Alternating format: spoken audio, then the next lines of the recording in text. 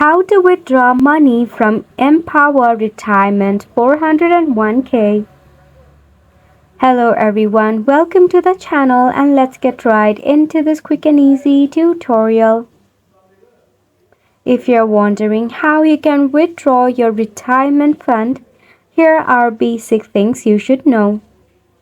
Retire often means if you reach to 59 years or half or 60, you can get the chance to withdraw your fund without any penalty. If the age factor is not the case but still you wish to withdraw, then there might be some of the option that is considerable.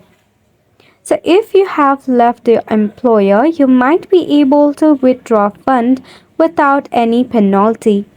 It depends on your plan's rule. In certain situations, such as buying a first home, paying for medical expenses, or preventing eviction or foreclosure, you might qualify a hardship withdrawal as well. However, hardship withdrawal often might come with penalties and tax implications. You will have to provide with some of the proof of your retirement or separation from service or hardship situation.